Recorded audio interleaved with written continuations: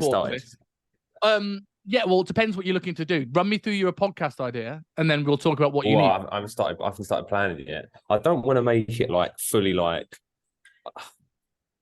I don't know. I don't want to make it like fucking just complete fitness type thing where it's just always about here's how just like your Instagram page. I kind of just want it to be just me enjoying myself talking, and then this is mine, right? Like mindset sort of shit. I never like a lot of people now are building podcasts to help them grow their business. So they don't really care about the podcast. It is another lead magnet or another way to make reels, which is cool. And don't get me wrong, but my podcast was always about me having fun first. And if it makes me money, then fantastic. Yeah. But are you wanting it to be a solo show? Are you wanting it to be an interview show? Are you wanting it to be a combination? Like that'll dictate what we do with it. Are you making money on it? No, I've made £4 from the show in its entire 154 episodes, and that's because I've got a buy me a coffee link, and someone nicely donated £4. But have you got more traction on your Instagram though? Anyway, from it, I've got more traction on Instagram from it. And then my first year of the podcast was all right. I got I was averaging lowest about 150 up to 600 downloads an episode. And then nice. I took a couple, which isn't huge, but isn't bad. And then I took a couple of weeks off in my first summer when I went home for the first time in 2 years. And literally, I've never been able to recoup those listeners. Wow. And then my shows have got better. The production values got better. But at some point, that's gonna I hope so. And I also don't know whether I've actually lost followers, or what I've done is I've spread my followers now over YouTube, because it was also a very similar time that I started YouTube. I don't have many people on YouTube, but it could be I look at my Buzzsprouts and it's 30 to 100 downloads. Well, that was my low episode if you add in the YouTube followers. Yeah. So it might depend. But yeah, so what you wanting from it? That's the biggest thing, right? What's the aim of the podcast? Is it interviews? Is it yourself? Mainly myself, I think. I haven't really thought into it too much, to be honest. Because when it comes to the first thing you want to know is what you want to do with the show, because that depends on sort of how do you invest in something that allows you to do it better. So if I let me just open up a let me just find one Buzzsprout. I'll put some stuff on screen. I'll show you what they are. Delete tons of tabs I've got open. I've got ADHD brain. By the way, have any of you had to play with that thing, that AI I posted on the group the other day? No. Mate, you absolutely should. You literally put in a topic and it'll come up with the latest scientific studies for that topic. You can search literature reviews, you can bookmark it, you can get the citations. It's mental. Check that. No worries, Kane. Right, so a couple of things I would look at. First thing, the one thing you'll need regardless, and there might be various ways of doing this, but it's I'm going to pin my post, is something called it's a hosting platform. So you can use Anchor. There's various other ones. I don't think Buzzsprout's the cheapest, but I think Buzzsprout is just easy to do. So because otherwise you're going to try and have to upload it to Apple, Spotify, whatever. So on here, I will go to directories when I sign up, and I can just click on these buttons and it will list me on these various platforms. So now when I upload an episode, it immediately goes to all of these places without me having to do anything else. The reason why I like this one is it will fix your audio for you if you want to. You can monetize by having some ads in there if you wanted to, or subscriptions. You could get your own little website for the show, which in my case looks like this. You can get into some stats. If I wear podcast info, no, it's stats. So, and in stats, I can see all time the podcast if it wants to load. I've had 18,591 downloads, and I can see top episodes. I can see I can see the locations that they came from. So how many people come from different continents, what devices they came from. So that's something I would whether it's Buzzsprout or another one, you'd need to invest in a hosting platform. Yeah. And literally it's as simple as you click upload an episode, drag and drop, upload the photo, done. Oh, and then if it's a solo show, I would just use QuickTime Player. Like get a good camera or good webcam, get some good lighting. Like I have a softbox here, and a microphone. And then and again, it could just be a Rode mic. It doesn't have to be a fancy, expensive microphone like the Shure one. Like you get you just use QuickTime Player, do a new movie recording, just record yourself. You can have your script on your laptop, you can edit it, and you can stick it up on whatever you want to stick it up on. Or if you're going to go on to interviews, I originally used Zoom. The problem with Zoom is you end up with these big black boxes around your people. And if Wi-Fi drops off, right, you will notice that on the recording because it's recording what is on the internet. Whereas Riverside, what's great about this is it will record like if I interviewed you, it would record your camera from your end, my camera from my end, then upload them both to Riverside. So the quality will always stay good. So I've had some times where Wi-Fi has been really bad with one of my guests. I've still got a good recording. But if I go to, let's say, guests, if I go view recordings, another great thing about this is if I go on to Ben Yane's episode, I can go click on a button here that says generate AI clips, and it's already generated a bunch of clips for me for Instagram, already with captions. You should be chucking those on YouTube Shorts. I am slowly. I haven't got all of them, but I'm going to do them when the Ben Yanes episode comes out in a couple of weeks' time. Then I'll probably put that in there. But so that's quite easy. But obviously that adds another thing to your expenses list. But like it's not any more complicated than that. Okay, yeah, sounds pretty good. The biggest thing I'd say is just start. Most people overcomplicate starting the podcast. Just find something to record your face. Like Ali Abdel always talks about the first step to anything is get good. Sorry, first step to anything, get going, then get good. Yeah, that's true. And then you can worry about thumbnails and designs later down the line. I can put you in touch with a great designer. He edits my podcasts and does me 2 clips per week. Do you see my latest edits? They're all his. Yeah, they're good. They are really good. Yeah. Any other questions on that? Does that give you a bit to start with? No, that's perfect. Thank you. Yeah, I think don't start with me today because I feel like I've taken. Yeah, and if you want interviews, by the way, if you want interviews with people, just don't be scared. Ask. Yeah. People come on podcasts. Just it's like going and trying to pull on a night out. You ask 100 girls for the number, one of them goes home with you, right? It's the same sort of thing. Same as outreach. Yeah, it's exactly the same as outreach. Cool. Well, we'll go on to fitness stuff. Chemo, what's anything in particular you want to go through today? Just a debrief cool. Of the shoot, really. Because I think I've been speaking just to you two really about this. Lorenzo's been my therapist. I've not been super pleased with the result or the outcome, and just want to know what potentially went wrong, where I could have done better, how to do this better next. Okay, cool. So run me through the week. What happened? How did it go? And what do you think went wrong? I don't know, because he's really good and really adherent. Maybe there was thing is, I'll be honest with you, I can't tell when someone looks like what the difference is between dry and wet, what the characteristics are. Do you know what I mean? Let me see if I can get some photos up that will actually help you. I'll have it somewhere. So there's that. But yeah, he was really good, really adherent. Just did everything that I told him. But yeah, when it came to the shoot, he didn't look, I think, as good as in some of the ones when he was taking his photos at home.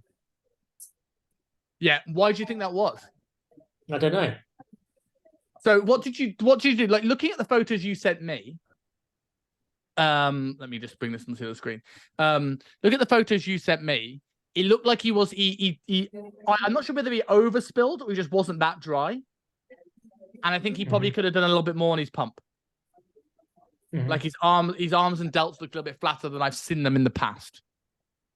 So what did you do? So let's break that back. What did you do for his with his carbs, with his water, with training, with stress and life? What did his last 5 days look like? Water, we didn't do anything because we were advised not to. From what everyone was saying. He was literally just eating protein because he was in Japan. It was quite hard. Yeah. Just literally just eating protein. Maybe carbs. I think we started to get back on the carbs just when he got into Bangkok. Training the last 2 days didn't do anything. I think he went for a run, like a 10K run on one of the days, and then did the usual session in the lead up. And then when he got to Bangkok, I had some vitamin C and dandelion stuff for him to take. Yep. Before the shoot. And that was on the day, right? You basically arrived on the day of the shoot. Night before and the day and the morning. Okay. And then in the morning, I think he had like 2 eggs maybe for breakfast. Okay. Some coffees. Then we went along to the shoot, did the pump up.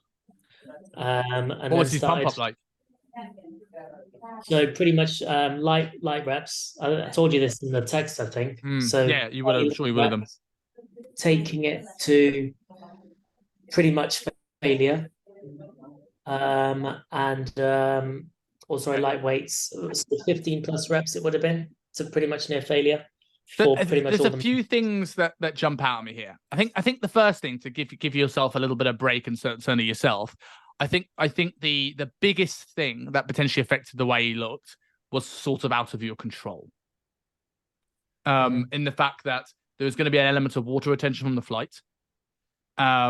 There's also the fact that you couldn't really play around with actually giving him a decent amount of time to carb up or dry out because he arrived like the night before the photo shoot. So like if you'd had a good 2-3 day run up, you could have carved him up. Because if you think about, I'm trying to think of the best way to sort of explain this really, right? But like imagine you've got like this is someone's skin, this is their muscles. As we deplete glycogen, it's essentially we're just like this is sort of shrinking in the sense of like where like a sponge would shrink, right?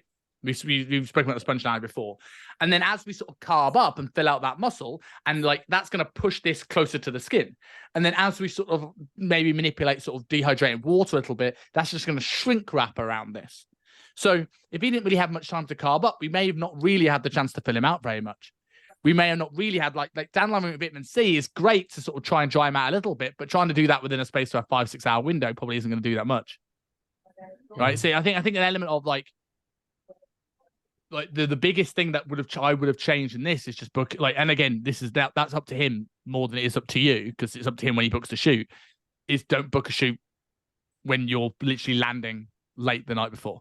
Because the biggest thing that affects people how dry they are often is stress.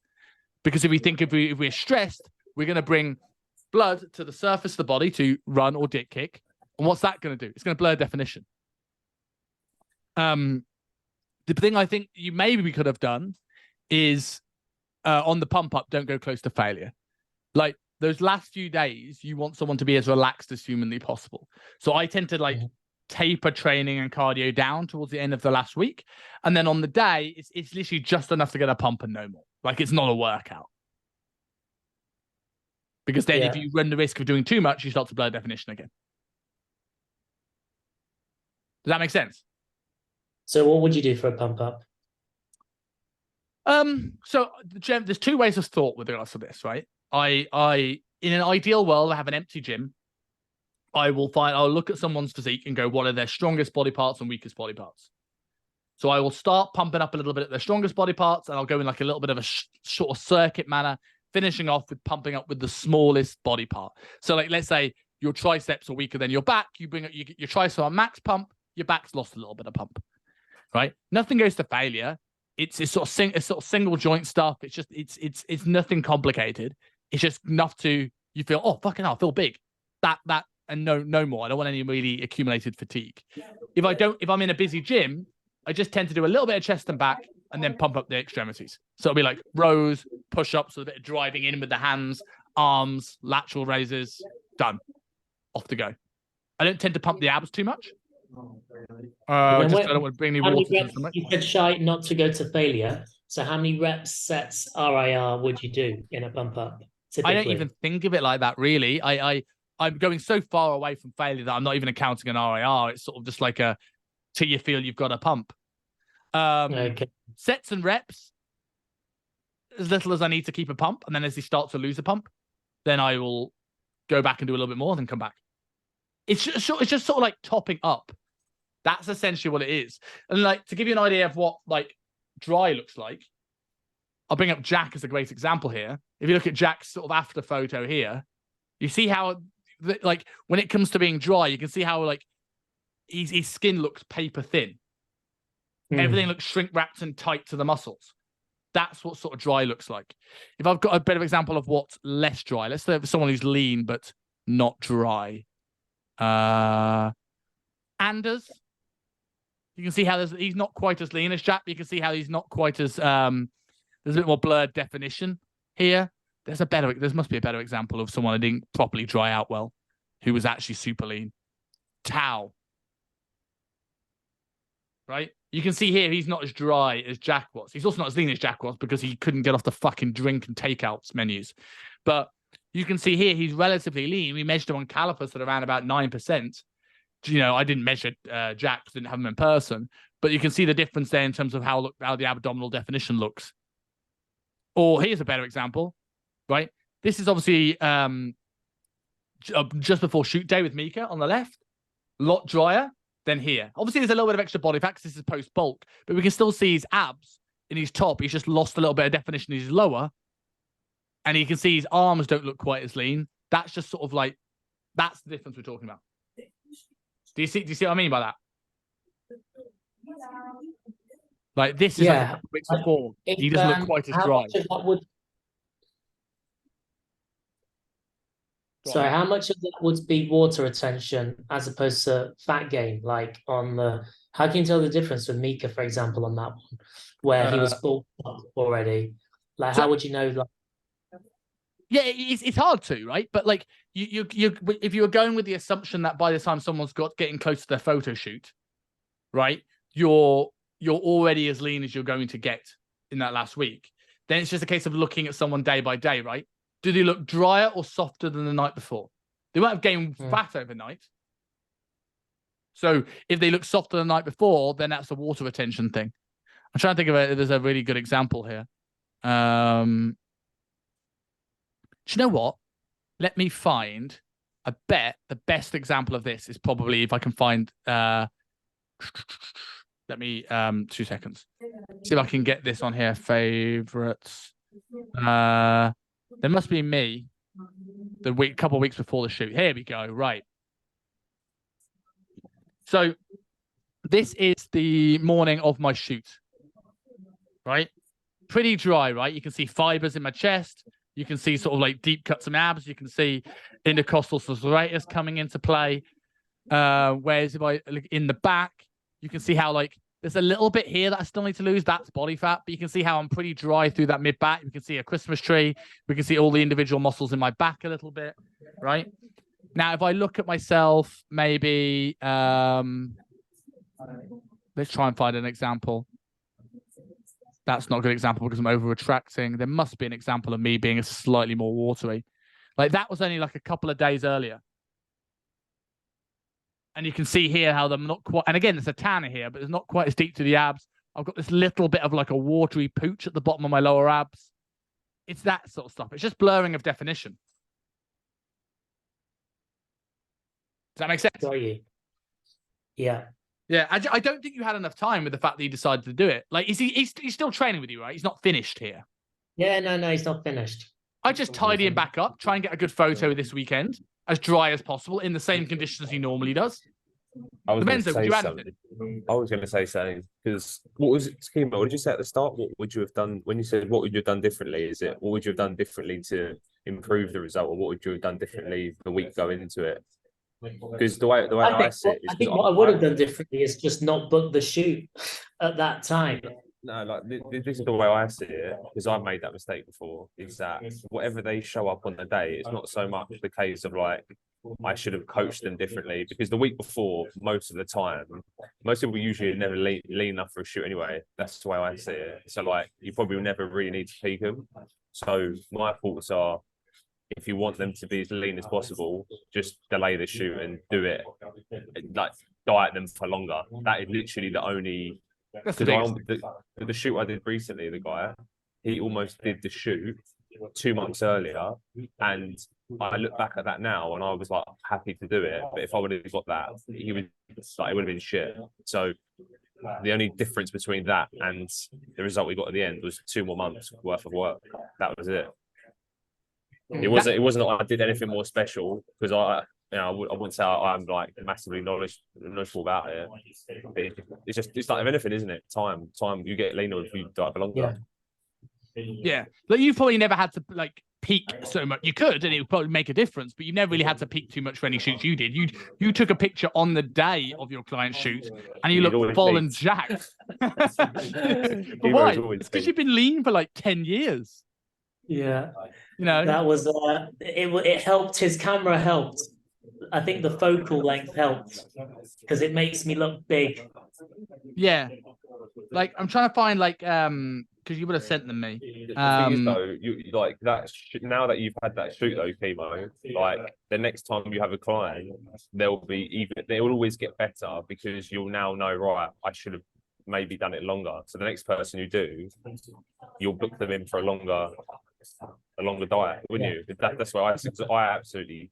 If I found the picture somewhere, I completely fucked up a shoot once. So I don't even share his pictures anymore, and I only share his pictures from his first diet. Like, I don't even show it from his second one. So that's how bad it was. I'm almost embarrassed to show you if I found it. It was bad. We've got a shared screen we can use. Yeah, he had like a muffin top. It's bad. Whoa. It's bad. Okay. Do you want to see it?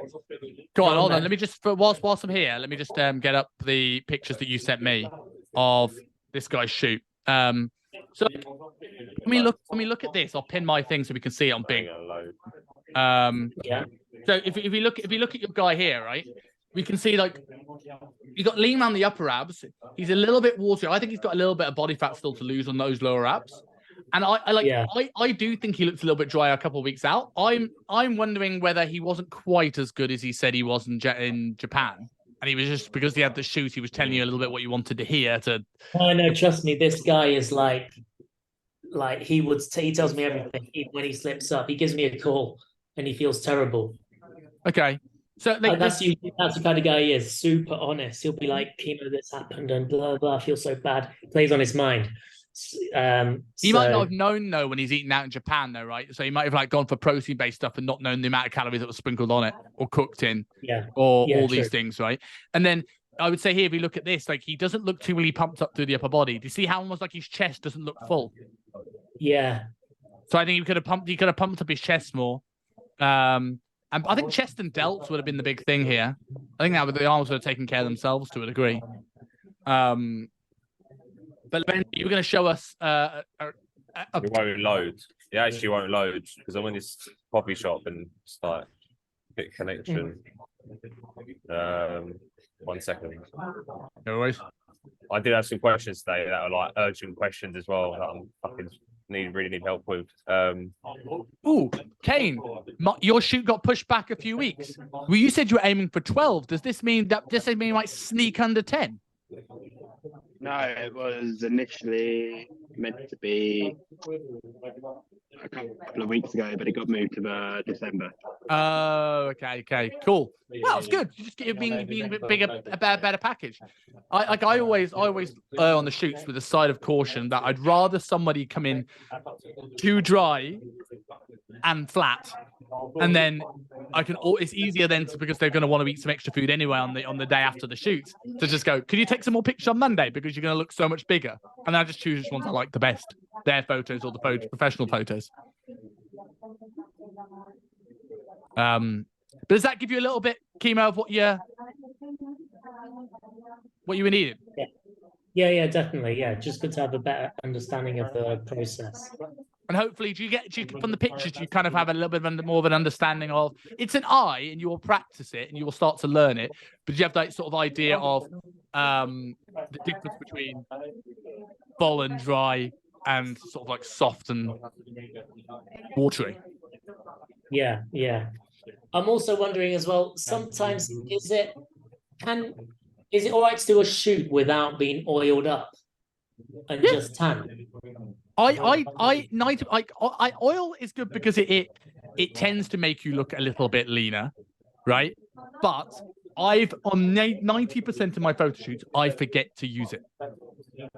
Like the one that's now changed to my profile picture, as in last night on Instagram with the white background. You can't see. I'm not allowed to show you most of that shoot anymore because even though it's my shoot that I paid for, UP will ask me to take it down with a lawsuit. But the ones with the white background, I can sort of get away with. You can see how I look shinier. You can't probably see it here, but you can see how I look shinier in that photo than my other photo shoot pictures because I just that's the one I remembered. But generally, I forget. Like I'd say, getting lean enough, getting ready the day before, like, and then like the few days before, and then like a good tan and a good pump is probably way more important than oil. Yeah, I don't like. I mean, I just did it because I thought that's like kind of what you're supposed to do. But I don't like the oil look, to be honest with you. So I don't really want to. I think if I do a shoot again, I won't do the whole oiling up, and the light reflects off it a bit too much. Photos. That's a fair point. Yeah, and it's one of those things where it's like a little bit can really enhance the photo. Too much, like people. That becomes the focus of the comments, right? The amount of times I've had a before and after photo where it's again it's a bit of hate that I don't care for hate on photo shoot pictures because it's just a bit of jealous pricks really. But when they go like, oh, it's just like you've just oiled and tanned him. I'm like, oh, piss off. No, I haven't. So like they're like 20 kilos leaner. Like shut the fuck up. But like I've seen people go, oh, it's just lighting, and I'm like, actually, I will show you this one. Let me get the pictures up again. I had once had a client picture where someone criticized it. Where is it? Someone criticized it as only lighting. I've got so many folders of half-naked men. Seriously, if people wondered what I did for a living, they must question it. Where's that photo? Cool. So this is the one. Someone goes, "Oh, it's just lighting." Like, you're having a fucking laugh, mate. Yeah, like he did. There's a difference in lights, but it's not just lighting. You know what I mean? Yeah, exactly. Yeah, okay. Then I just posted the back photo. That's not even the best back photo, but like the ones I always like is like this is the one of this picture that I go, oh shit, that was a good result. But yeah, like people always criticize stuff, right? But yeah, I agree with you with the oil. Okay. Is there anything you particularly want to go through today, or you're just sitting there taking it in whilst doing your cardio? I sent you a video last night. Oh yeah, the lap one, right? Yeah. Just your thoughts on it, maybe. Yeah. Okay. Cool. Well, what I'll do. Let me get back up this, and if I've still got 2 seconds. Where is the right? Instagram. Oh, for God's sake. Right. Let me. So, where are you? Kane. Oh, it's gonna be easy just to search you, I think. Oh no, there you are. There you are. So, I'll pin myself so you can probably see the screen. So this is the exercise Kane showed me yesterday for our last exercise for no bench available. What do you guys think?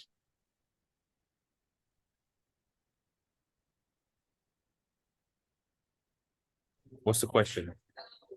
Yeah. Analyze the exercise. In terms of how good is a lat exercise? Could we make it better? Oh, that sort of stuff. I mean, in terms of like, how would you make that better? Either how would you make it better, or what's good about it? Well, yeah, it's good because you're shortening the lats as much as possible. Yeah, frontal plane movement of the lats, like more frontal plane. Maybe anchor himself a bit more to keep the upper body stable, or you could actually start in the leaning position rather than moving into it. So it's already like pre-shortened. That could help, but Uh, I will say this. I like anything, right? What you'll never hear me do is criticize an exercise as good or bad. We're just going to start breaking it down. So, let me get the thing to follow me around a little bit. Right. So, we've got a lat here, right? And we've got various fibers of our lats. If I'm being completely honest, people call these like actually name the certain fibers of lats. I always forget which ones. So I'm just going to go. There are fibers here. Their main job is to, you can see this sort of, if I get my hand out of the way, in this position, these fibers have got a better line of pull, right, than these fibers have, right? And their job is to extend the arm back. Right? We've got these fibers that are going to be pulling this around sort of this way a little bit and sort of depressing the scap. And we've got these fibers here that when we get, the lat doesn't fall off the arm like it does this guy. When we get level with the torso, now this fiber has got a little bit of slack. We've got these guys now that pull in towards the thigh, right? So our job of our lat is extension and then adduction of the humerus. So when we're looking at the exercise that you sent, right? For these fibers here, you're out here, right? You're basically coming down and aside here. You're not properly lengthening these bottom fibers here, so it's not a great exercise for sort of extension, and probably won't be the one you'll lift the most load on, right? But if you're sort of wanting to try and bias these fibers in the middle, this works quite well. You also can't get it fully short, because a fully shortened lat is sort of arm back here and driving in a little bit, right? Whereas if you're sort of here, as opposed to there, my lat is shorter in this position than it is here, just because I can get the elbow in a little bit more. But I think in terms of biasing certain fibers, it's good. And if it's an excessive movement for your lats, it's good. The biggest thing that I would say, in addition to that, is look at where your counterforce is, right? So if I go back to your video, if it wants to work. So if we look at this here, which way are you pushing? Okay, which way are you pushing with this hand? Towards it, so probably towards the machine or towards the cable. The cable, I'd say. No, away from the cable. Yeah, so if you're pulling in this direction, you want a counterforce that's going in this direction, right? So if I'm this way, I want to push this way to create stability. Does that make sense? So the problem is with that, you can't really, it's hard to create that much stability there. You can't really put any weight behind it. So that's, you can't really change the exercise if you want to line that up like you're lining it up. But that's obviously a limitation for it. You might be limited how much load you can shift. If you want a big, like a single arm cable exercise, I would probably have your chest supported sort of like on a bench towards the cable, and have it so the cable lines up through your arm, through here, and then you're driving down like this as you pull down. Because then you can push into the chest pad a little bit. So as you come this way, you're pushing yourself this way. I would say we'd probably get a little bit more force output, but it's not a bad exercise. Does that sort of make sense? That's what I normally do, but people wanted to use benches for other stuff, so I was like, right, let me try something. Yeah, like and like there, while you might not get as big a range of motion from the lat, you found something where you create a little bit more stability than just doing a kneeling pull down, which you could do. We should maybe line the lat up better, but then you lack stability because you're now in control of controlling all this shit. So it's what if you have to trade something off, what do you trade off, right? I think what you've done is fine. That's my thought process. Yeah. I saw Ben Yanes did one, but he was like under the cable. Yeah. So it was like he was holding onto it, but it almost pulled down. Yes. Rather than like there. That depends on someone's overhead range, right? What have they got available to them? So. And it was a question about what do I think of the Ben Yanes' courses. I bet they're absolutely amazing. I've just paid a lot of money on courses, and I know that if I add that too, I will never get any of the MMU stuff done. So I'll probably do Ben Yanes next Black Friday. Yeah, it's good. It's good value. I bet it's brilliant. Ben's great. He's on the podcast in a couple of weeks. Guy's really smart. It was like 140 for both courses. It's really good value for what it looked like it was. I can just get carried away. It's less about the money for me, and more about I don't want to have too many things that I'm studying that I get so sidetracked. I already get sidetracked. I already haven't done as much MMU as I wanted to because I'm reading Mike Mentz's book. Like I just get sidetracked. I get shiny object syndrome, and I need to sometimes go, Simon, stop getting shiny object syndrome. Like, for fuck's sake. I'm the same. Lorenzo, go for it. What have you got other than podcast stuff? Yeah, so I've actually got three things. Okay. One is the first two probably won't take long to go through, about 2 seconds. I've got a client who started like 5 weeks ago, and she like really struggles with like food. Like she's lost like 5 kilos in 4 weeks, but her relationship with food is like fucking awful. Like she'll like she's very highly anxious person already.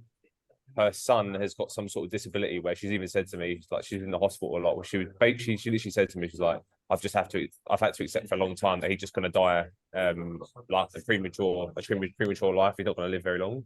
So when you add that onto it, I don't want to be like bad on her, but she will literally like message me. Like the other day, she was like, I was like, maybe we should get away from like numbers and things like this in terms of tracking. And she kind of like seems worried about that, but at the same time, she might like not like overeat on something. I think it was the other day. She was like, "Oh, I ended up going out, and my friend had there was nowhere to eat at the Christmas market, so I had to get a burger, and it ended up eating blah blah blah." And I was like, "That's okay. I mean, if that's the only option there was, at least you've got protein in the meal." No, I know it's not, but like I can't shame it. Yeah, no, yeah, no, I agree with you. I agree. But then she'll be like, "I don't know what to do. Like, I kind of like want to eat, but I've been eating 8." It was like midday. She's like, "I've been eating 80 calories today. I'm like, I want to obviously have dinner and that, but like after yesterday, I don't want to go over." And I was thinking 80 calories. I was thinking like, fuck me, that's mental. By what time? It must have been like midday or so. No, maybe past midday. But then let me just get this up. So like essentially, yeah, she said.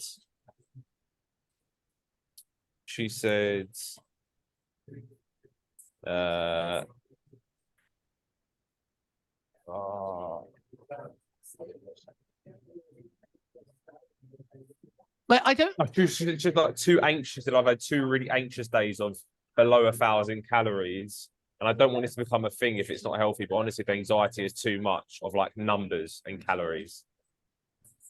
Okay, so how do we solve that issue? Because she wants to lose weight still, right? She doesn't want to bail on weight loss. No, she wants to lose weight. If you seem the alternative is moving away from weight loss, then she might not do it. No, she needs to lose weight, like 100%. So it's not that. So like my thoughts was like, we should probably move away from numbers and just focus on, good quality nutrition, improving that from that aspect. Maybe I would delve into that. Yeah. Like why? Because just removing the stressor, while that's not a bad thing, you've got to understand that at some point, if let's say she gets really into it, she wants to get really lean, then she'll have to probably go into some level of precision later down the line. So it's like and you can move away from it for sure, but before you do, I would sort of delve into what's making you anxious about the numbers. No, I asked her what's making her anxious. What did she say? Because very rarely is it tracking that makes people anxious. When people say tracking makes you anxious, and I'm not necessarily saying people have to track, but when people say tracking, she was made her anxious about eating eating over 1,000 calories and stuff like that. Because she's thinking ahead of the Christmas period, being in hospital and this and that. She's like, I just know over the next few weeks I won't be able to like get the steps, as many steps in. I won't be able to like get the gym sessions in. She's in the hospital a lot with her son. That's the thing. No, but her thought process is, well, if I'm not being this active, then overeating on like eating over 1,000 calories is like, that's the issue. It's like, well, I shouldn't be eating that much if I'm not doing all this sort of exercise. And then, so what you need to do first off is be able to. She doesn't know, right? She thinks I need to panic diet to work around the Christmas period. If you need to explain the situation, like one, you need to explain why that's not a good approach. Yeah. And then you need to explain. Then that's the issue. Then she needs strategies for those things more than she needs moving away from the tool. Yeah. Okay. Because right now, like whether you could take away numbers and put her on a meal plan to keep structure, but then the same thing applies. What happens when she can't follow the meal plan? Yeah. No, mainly my question was more so like, do I refer her out, or maybe that's not the case? At what point do you refer out of somebody? I don't think that's it. I think this is like No. 90% of your clients. You just need strategy. Okay, cool. So like, how do you manage Christmas? What's the food options when you go to the hospital? What's the best of a bad bunch? What could you get when you go there? What could you get on the way? What could you get on the way back? Right? Yeah. Like, explain like, well, if you go 1,000 calories today, like what happens? How do you feel the day after 1,000 calorie day? Fucking ravenous. Cool. Do you overeat on those days? Cool. So what's the net amount of calories this month from doing that? Oh, it's more. Okay, cool. So let's try and take a modest approach. And let's see if that works better, because now you're not as hungry and wanting to grow overeat. Yeah. And then, like, if you think about it as well, like, we even start to look at this in terms of, like, what will good nutrition do for her?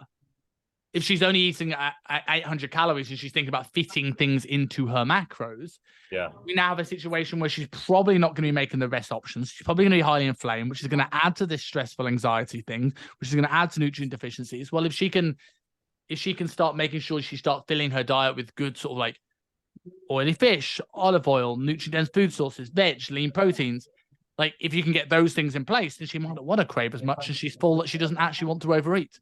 So you're right thinking go to food quality as the focus, but I think it's more the problem isn't tracking. The problem is she hasn't got strategies around the things that makes her anxious. Yeah. Okay. She's anxious because she's going over on the number. Yeah. The root cause is what's causing her to go over on the number, not the number. Yeah. Right? Does that make sense? Yeah. I'll discuss this. That was really, really helpful, actually. Yeah, I didn't know if anyone else wanted to jump in before I went again. And talk to her about that as well. When you come to solutions, rather than give solutions to her, like talk to her. Like, okay, cool. So run me through when you go into hospital. What do you eat? How do you feel? Like, what makes you grab certain foods? What are triggers? Because let's start to unpack that. And then just let her talk and unravel and just come to solutions together. Okay. And yeah, I suppose also don't put pressure on myself thinking I have to give a perfect solution as well. Like, no. A lot of stress with coaches in general. There's one thing you guys take from this hour. And it's been the majority of my stress probably in my career is thinking I need to have all the answers. Yeah, and I don't know any of your guys' life. So my job is to information gather more than it is to solve. It's like information gather, experiment. Yeah. Did the experiment work? No. Why didn't it work? Repeat a new experiment. That is our job. We are not here to have the answers. We are here to listen and explore. True. Okay. And another one was a client that I've got I can share the screen actually. Yeah, cool. Let me watch your finding stuff. I'm gonna write that as a thread. Yeah, that's cool.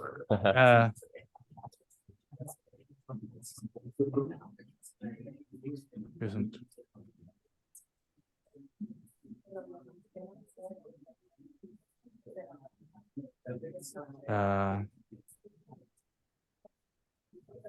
Mate, the songs are so good in this coffee shop. It's insane. They're playing like old school, like Nas, Biggie Smalls.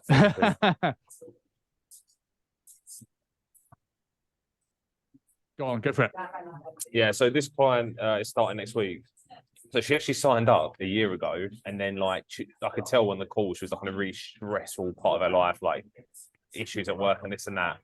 Long story short, she did a week, and then we basically just called it quits. But we in a week. So we've kept in contact. But ever since she stopped with me, she got a PT and finally got in the gym and built confidence. And so like she's confident going to the gym now. But now like we had a call again. Like she seemed mentally not stressed. She seems in a position to like start this process. And I was like, look, if you're going to do this, we're actually going to do this time. And there is a 3-month commitment sort of thing. Good. So with that, essentially I know she's already like highly messaging me, like worried about, apprehensive about starting the process and like change and like nutrition and this sort of stuff. So why? Last time, why is it? I don't know. Yeah, I'm in a call with her yet. This is what I mean. So like, I haven't asked these questions. Tomorrow is the call, which is what I want to talk about now. So like, my thoughts are like, you know, with this sort of client who already doesn't have like the greatest sort of habits and whatnot, where they are really literally at base zero, is it worth going down the weighing food approach, or can it just be like, can you go with those really simple approaches of like, right, if you're really apprehensive about this, would your approach just be have protein with every meal and have veg with every meal sort of thing? Like how basic would you go? All of these are valuable options. You can go as basic as you need. You can start on just having protein for breakfast and adding protein for lunch the next week if you wanted to. But it's a case of like, what is their what is making them anxious? Like we're like what we just said with the last client. We're preemptively looking for solutions before we know the problems. Yeah. So like if we start looking at this as like, okay, well, what's making her anxious? Can we solve this and get her the result she's looking for? And then break it down. What is the result she's looking for? Is she wanting to look vastly different in 12 weeks? Does she have gut issues that need solving where we need to be a little bit stricter? Is she, or does she want a slow and steady approach? And as long as when you decide on an approach for nutrition, the two things you need to know is like, one, where they're at, what are they capable of, where's their experience, things like this, and then what are they expecting? So them and expectations. Because if you set a slow and steady approach, but their expectations to lose 10 kilos and be on your transformation wall, they're going to end up being very disappointed. Whereas if they want if they're happy for slow and steady and they're overwhelmed and you give them the strictest macro meal plan, they're also going to be disappointed. So it's finding that out, because if you go with a calmer approach, she just needs to know it might take longer because there's less certainty. And if she's okay with that, then we're good. Yeah. So like essentially, the only reason why I asked this though is like because if the call's tomorrow, and usually 99% of my clients are just giving them the meal plans that we've learned on this course. So like that's set up and ready to go. And on the call, we just hash out the details and make adjustments. But with this sort of client, then would you actually just not create their nutrition until you've had the call, and then once you've had the call, would that be a better option? You could do that, or you could create. What I always do is I always create what I think is going to be the best thing to get them to the goal, right? So she learns to lose 10 to 15 kilos, so she's got a lot of weight to lose, right? But what type of progress is most important? Sustainable, but not as quickly gained. So that suggests maybe like a moderate approach, but she's got a lot of weight to lose. Yeah. And I would set what is the best protocol you could come up with to help her lose 10 to 15 kilos. And then when you get on the call, go like, this is the first draft, right? How does it look? And she goes, oh, God, fucking hell. Well, okay, cool. What would make you feel less like fucking hell? Like, what would turn this into a 8, 9 out of 10? Like, I could do this. I'd change this. Or do I have to track? And then you go, okay, cool. Well, we don't have to track. Then we've got two options. We could either follow a more of a structured meal plan where you eat roughly the same thing every day and weigh your food, which means we can get the same results, but we just won't have as much variety. Or we can move into something a little bit more, I wouldn't use the word basic, but sort of a little bit more slow and steady, but understand the results will go alongside that. Like, I don't mind which one works for you. And she might go, oh, I want the meal plan approach. Cool, you make the meal plan. Like it's you build what you think is best, and then you just scale based off their reactions to it. Okay, cool. And so essentially it'll probably be a meal plan or a hand portion type. It would one of the other, wouldn't it? Yeah. That situation. And the portion control guide, the portion control guide is great, but it doesn't get there's a reason why precision nutrition get results that are a year plus long. Yeah. And then there's nothing wrong with them because some of them are amazing. But it's like, well, that gives you an idea what portions are, but then you're thinking, and 50 years ago that would have worked. You probably would have got great results with just that. But it's now we've got chocolate and crisps and oils and sauces and seasonings and preservatives and hidden calories. So like the vastness of difference of 1 palm of protein, 1 thumb of fat, and 1 fist of carbohydrates could be so varied these days that it isn't really a viable option for people that want a big return on their investment. But it's there if you need it. If you want to start slow and steady, it is an approach. But the client needs to know it might take over a year to get where they want to be. Yeah, so that's it's given me an idea then. Thank you for that. And the last question was literally that a client messaged me yesterday who I had a call with last week. She's doing really well. So it's like 7 kg. And she literally just said, she said she wasn't struggling with hunger or anything, but then she said she was at work, the Christmas biscuits and shit was being handed out. She had one, and then she just said, and then the floodgates opened, she got a KFC, had a 3-course meal that evening.